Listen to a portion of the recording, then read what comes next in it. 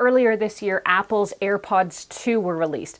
These sleek earphones promise to offer you a whole new listening experience, but are they really worth swapping for your original AirPods or trading up from something else? I'm Erin from TechGadgetsCanada.com, and I had a chance to spend a few weeks at home and on the road with these truly wireless earbuds, and this is what I found. An early heads up though, if you end up liking this video and finding it helpful, please hit that like button and consider subscribing, since it does help me keep making more videos that I hope everyone out there can watch, enjoy, and learn from. Apple's new AirPods, or AirPods 2, are designed to be used mainly with Apple products, including your iPhone, Apple Watch, iPad, or Mac. Getting these headphones set up is incredibly easy. Once charged, open them up and a small window will pop open on your iPhone. Tap to connect and that's it. When you open them up and put them on, they'll automatically connect to the last device paired. No heading to settings or reconnecting required. These headphones are made to produce a seamless Apple experience. Open up the case and put them in your ears. You're going to hear a short sound that confirms the connection. Now, you don't need to fumble for an on-off switch, because when you take them out of your ears, it's going to pause, and when they're in your ears, they're always on and always connected. Now, thanks to the new Apple H1 headphone chip, complete with optical sensors and motion accelerometers, they actually can detect when you take them out of your ears, and they're going to pause the audio automatically and then resume it when you put them back in. I found this worked really well, actually, and worked for me every time. It was really nice, particularly on an airplane, when someone like the flight attendant would come by and ask me if I wanted a drink while I was watching TV.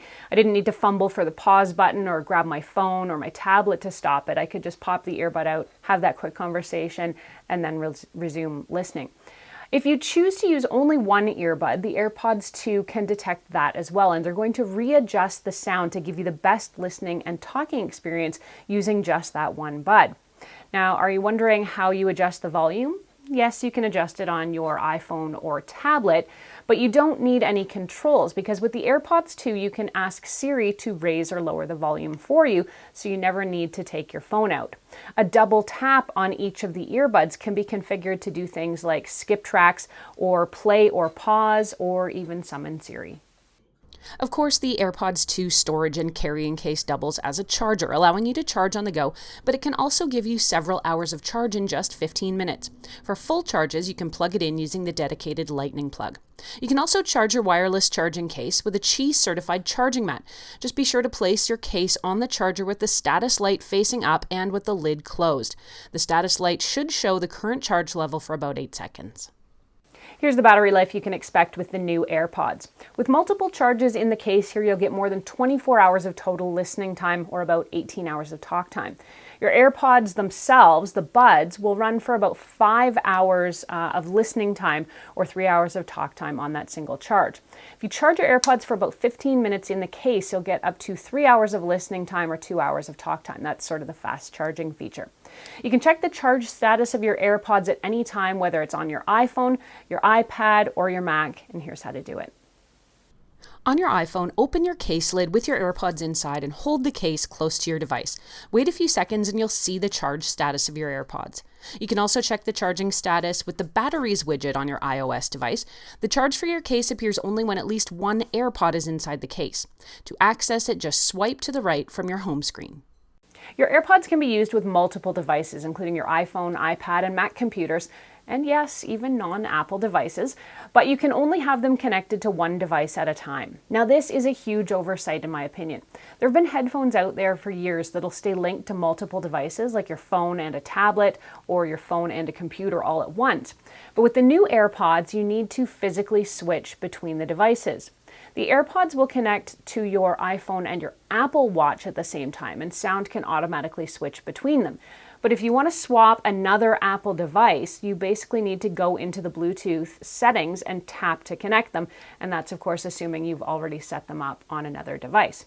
So you might be wondering, can I use the AirPods on non-Apple devices? The short answer is yes. They'll work with just about anything you have that's Bluetooth enabled. You're not going to get all the included features that you would using them in an Apple device. Obviously, the automatic battery indicator for the AirPods won't display on your Android phone, and Siri is not going to respond to your requests, but you can connect via Bluetooth quite easily. I'm going to admit here that I have a love-hate relationship with these headphones. I love how easy they are to use and the seamless interface between the phone and the headphones, the automatic connection, and even the looks. What I don't care for one bit is the fit. I've always disliked the fit of Apple headphones, whether it was the wired versions or these wireless ones. Though the earbuds themselves are deliciously smooth, I find them quite slippery to pull from the case and to insert. The loose fit, where they just kind of feel like they're hanging in your ear, feels so insecure, I often find myself checking that they're still there. I'm also always adjusting the angle of the AirPods to get the sound piped more directly into my ear. Why am I spending so much time talking about the fit and the shape? Because of the way these are shaped and their small size, and the fact they lack any kind of ear tips, fins, or wings, or any other way to create a secure fit and offer some sound isolation, I find them personally hard to listen to. On a recent airplane trip, it was kind of a nightmare. I had two very young girls beside me and their constant chatter bled in around my Apple TV audio. It was so bad I actually switched to a pair of noise-isolating Sennheisers instead to block them out. The shape of these earbuds leads to a substantial noise bleed, which makes it difficult to get a true sound picture. Sitting at home or somewhere quiet, yes, I can say these sound truly fantastic. They're clear, they're well balanced, they have great bass quality, and overall just sound really, really good. You get a lot of sound detail and you can hear a lot of the subtleties in your music or your audio. But working in my home office with the Roomba running in the next room, for example, or on a loud airplane with chatty seatmates, Walking home from work in a high traffic area, they definitely need to be cranked. Now, I'm also going to point out that headphones are a very personal preference. What one person loves when it comes to fit and sound quality is another person's nightmare of discomfort. In most cases, I'd say the other great things about the AirPods 2 headphones leads me to choose them over my other options currently. But when I do need to focus on something I'm listening to, or I need something to isolate outside sounds and teenage girl chatter, I will go to something like a Samsung Galaxy Buds or even the Sennheiser Momentum True wireless earbuds. With all the bells and whistles built into this device, you'd expect the call quality to be good, and it is.